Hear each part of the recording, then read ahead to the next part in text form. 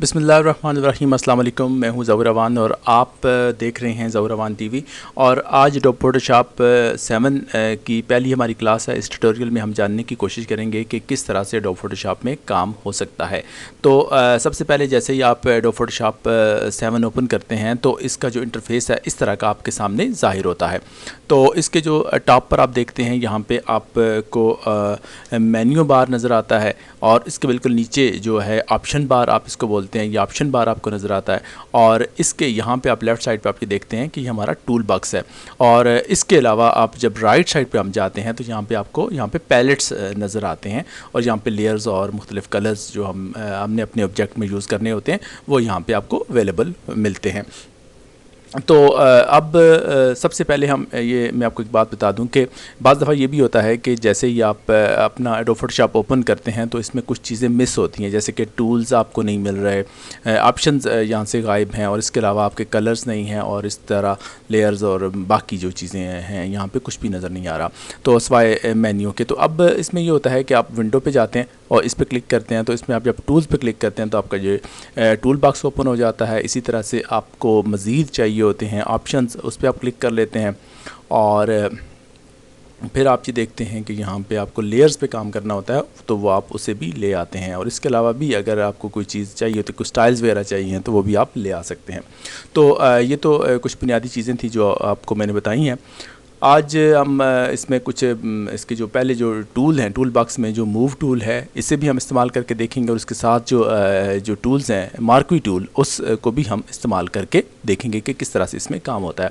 तो सबसे पहले हम ऐसा करते हैं कि हम एक न्यू फाइल ले लेते हैं।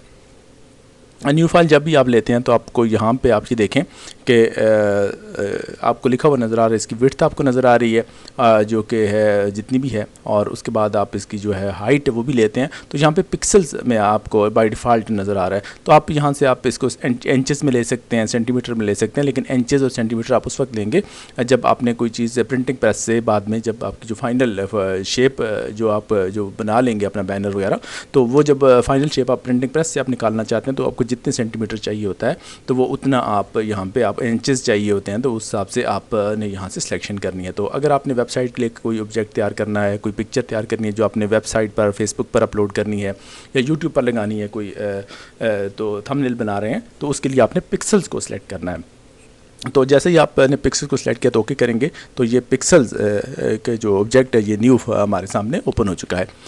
अब हम ऐसा करते हैं कि नई फाइल में हम जाते हैं तो एक फ़ोटो हम यहाँ पे ले आते हैं। तो जैसे ही हम फ़ोटो लेके आते हैं तो आप ये देखें कि यहाँ पर हम कोशिश करते हैं कि इस फ़ोटो को हम ड्रैग करके इस पे ले आएँ। तो जैसे हम इस पर कर्सर लेके जाते हैं तो आप ये देखें कि ये प्लस का निशान आपको नज़र आता है। तो प्लस का निशान जब नज़र आएगा तो इसका मतलब ये है कि हम इसको ड्रैग करके नहीं ले जा सकते।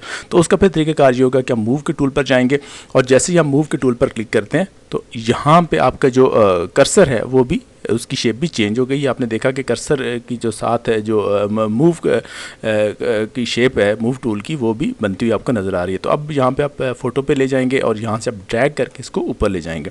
तो जैसे ही आपने ड्रैग करके ऊपर ले गए तो आप के जो नई ऑब्जेक्ट आपने ड्रा किया था उस पर आप अपनी फ़ोटो यहाँ से ले गए हैं। लेकिन एक चीज़ आप यहाँ पर देखें, राइट साइड पे जो हमारी लेयर्स हैं उसमें एक लेयर ऑटोमेटिकली यहाँ पे क्रिएट हो चुकी है। एक तो बैकग्राउंड की लेयर है जो खाली है, जो ब्लैंक हमने ली थी, उसके ऊपर हमने जो एक नई फ़ोटो लाई है तो वो एक नई लेयर में यहाँ पे मौजूद हुई है। तो इस तरह से ये काम होता है इसमें। तो अब अगर फ़र्ज़ करें कि हम इस लेयर को हम डिलीट करना चाहते हैं तो राइट क्लिक करते हैं तो लेयर हमारी यहाँ से डिलीट हो जाती है। तो हमसे ये पूछता है डिलीट कर दें, तो हमने लेयर डिलीट कर दिया। अब हम ऐसा करते हैं कि दोबारा इसको ड्रैग करके यहाँ पे ले जाते हैं। तो अब आपने ये देखा कि इस तरह से हम इसको यहाँ पे ड्रैग करके ले आए हैं। अब हम यहाँ पे जो हमारा मार्क्वी टूल है इसको हम इस्तेमाल करके देखेंगे। मार्क्वी टूल में हमारा रेक्टेंगुलर मार्क्वी टूल सबसे टॉप पर है तो इसे हम यहाँ से सेलेक्ट कर लेते हैं। बाय डिफ़ॉल्ट यही सिलेक्ट किया हुआ है। तो जैसे ही आप यहाँ पे आएंगे तो यहाँ को आपको प्लस का निशान नज़र आता है। तो अब यहाँ पे हम क्या करेंगे कि इसको हम यहाँ पे हम इसकी सिलेक्शन लेंगे। तो जैसे ही आपने यहाँ पे सिलेक्शन ली तो आपने ये देखा कि यहाँ पे आपकी यहाँ पे इसने सिलेक्शन ले ली है और जब आपने इसको छोड़ दिया तो वहाँ तक का एरिया इसने सेलेक्ट कर लिया है। लेकिन अब हम ऐसा करते हैं कि हम टॉप पर आते हैं और यहाँ पर आप देखें कि यहाँ पर कुछ आपको प्रॉपर्टीज़ नज़र आ रही हैं, ऑप्शंस हैं आपके पास। आप न्यू सिलेक्शन भी ले सकते हैं, ऐड टू सिलेक्शन ले सकते हैं, सब्ट्रैक्ट फ्रॉम सिलेक्शन ले सकते हैं और इस तरह से इंटरसेक्ट विद सिलेक्शन भी ले सकते हैं। तो अगर आपने न्यू सिलेक्शन पर आपने क्लिक किया है तो अगर आपने एक बार सिलेक्शन ली है तो दोबारा अगर आप सिलेक्शन लेते हैं तो आपकी सिलेक्शन नहीं हो पाती, वो एक ही बार आप सिलेक्शन ले सकते हैं। अगर आपने कंट्रोल डी किया, अगर आप इस सिलेक्शन को ख़त्म करना चाहते हैं तो आप अपने कीबोर्ड से कंट्रोल डी को प्रेस करेंगे तो आपकी सिलेक्शन ख़त्म हो जाएगी। अब दोबारा हम सिलेक्शन लेते हैं तो अब क्या होता है कि इसको हम सिलेक्शन यहाँ पे ले ली। अगर फ़र्ज़ करें कि मैं इस सिलेक्शन में मज़ीद इजाफा करना चाहता हूँ तो उसके लिए ये होगा कि मैं यहाँ पे जो आगे जो ऑप्शन होता है ऐड टू सिलेक्शन, इस पर क्लिक करूँगा। जैसे ये सिलेक्ट मैंने किया तो अब अगर फ़र्ज़ करो कि मैं यहाँ पे सिलेक्शन लेता हूँ तो मेरी सिलेक्शन यहाँ से बढ़ जाएगी। फ़र्ज़ करें कि यहाँ पे मैं क्लिक करता हूँ तो आपने ये देखा कि जो सिलेक्शन मैं सिलेक्ट करता जा रहा हूँ वो मेरी सिलेक्शन बढ़ती जा रही है। अब फ़र्ज़ करें कि मैं मेरी ख्वाहिश ये है कि मैं इस सिलेक्शन में से कुछ हिस्से को सब्सट्रैक्ट कर लूँ, वहाँ से निकाल दूँ, वो हिस्सा मैं सिलेक्ट नहीं करना चाहता। तो उसके लिए ये तरीक़ाकार होगा कि मैं यहाँ पे जो सब्सट्रैक्ट फ्रॉम सिलेक्शन का जो आइकन है इस पर क्लिक करूँगा और ये सिलेक्ट हो जाएगा। तो फिर यहाँ से मैं फ़र्ज़ करें कि मैं इस एरिया को सिलेक्ट नहीं करना चाहता तो आप ये देखें जैसे जैसे मैं इसको सिलेक्ट करता जा रहा हूँ तो वो एरिया मेरा रिमूव होता जा रहा है। तो इसका मतलब ये होता है कि वो हिस्सा जो मैं सिलेक्ट नहीं करना चाह रहा वो सिलेक्ट नहीं होता। तो इस तरह से आप अपनी मर्ज़ी की जो सिलेक्शन आप लेना चाहते हैं वो ले पाते हैं। तो इसके साथ आप ये देखें आखिर में एक आपको इंटरसेक्ट विद सिलेक्शन आपको लिखा हुआ नज़र आता है। तो इसका मतलब ये होता है कि जो हिस्सा सिलेक्टेड है उसमें से भी अगर आपको सिर्फ कोई ख़ास हिस्सा सेलेक्ट करना चाह रहे हैं और बाकी सारी सिलेक्शन को ख़त्म करना चाह रहे हैं तो आप इस पर क्लिक करते हैं। जैसे कि मैं आपको यहाँ करके दिखाता हूँ, यहाँ पे मैंने क्लिक किया तो आप ये देखें कि सिर्फ यही सिलेक्शन का एरिया बच जाएगा, बाकी सारी रिमूव हो जाएगी। तो आपने देखा कि सिर्फ एक हिस्सा जो है वो सिलेक्शन का बच गया, बाकी सारा रिमूव हो गया। तो मैं ऐसा करता हूँ कि कंट्रोल डी पे क्लिक करता हूँ और ये सिलेक्शन भी रिमूव कर देता हूँ। तो अब मैं इसकी नई सिलेक्शन पे क्लिक कर देता हूँ तो उसके बाद क्या होगा कि मैं यहाँ से सिलेक्शन लेता हूँ। अब यहाँ पे फ़र्ज़ करें कि मैंने रेक्टेंगुलर शेप में इस तरह की सिलेक्शन ले ली है और उसके बाद अगर मैं यहाँ से मूव कराना चाहूँ तो ऐसे मूव नहीं होगा। यहाँ पे पहले मुझे मूव के टूल पर क्लिक करना पड़ेगा। उसके बाद यहाँ पे आप देखें कि ये हमारा जो है यहाँ से मैं इसको आसानी के साथ मूव करके ले जा सकता हूँ वहाँ पे।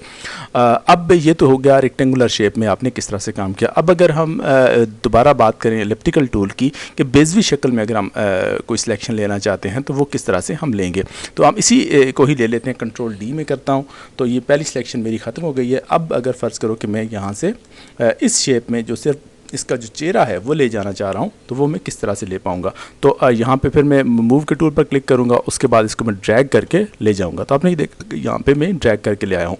अगर फ़र्ज़ करें कि जो पहली जो मेरी लेयर है यहाँ पे आपको नज़र आ रही है, आप ये देखें कि ये जो लेयर 1 है वो अगर मैं फ़र्ज़ करूँ हाइड करना चाहता हूँ तो मैं इस आई पे क्लिक करता हूँ तो वो मेरी जो पहली लेयर है वो यहाँ से हाइड हो चुकी है। तो इस तरह से हम अपनी लेयर्स को हाइड भी कर सकते हैं, लेयर्स को हम डिलीट भी कर सकते हैं। तो इस तरह आपने ये देखा कि मैंने इस टूल में आपको काम करके दिखाया कि किस तरह से हम इसकी सिलेक्शन लेते हैं। इसमें हमने इस ट्यूटोरियल में हमने ये देखा मूव के टूल को भी हमने करके देखा। मूव का टूल जो है उसको भी हमने इस्तेमाल किया। उसके साथ हमने जो मार्क्वी टूल में जो टॉप के जो दो टूल हैं जिसमें रेक्टेंगुलर मार्क्वी टूल और एलिप्टिकल मार्क्वी टूल, इन दोनों का इस्तेमाल हमने करके देखा। बहुत शुक्रिया मेरी वीडियो देखने का। अगली वीडियो में हम जानने की कोशिश करेंगे कि सिंगल रो मार्क्वी टूल का इस्तेमाल कैसे करते हैं और सिंगल कॉलम मार्क्वी टूल का इस्तेमाल किस तरह से होता है।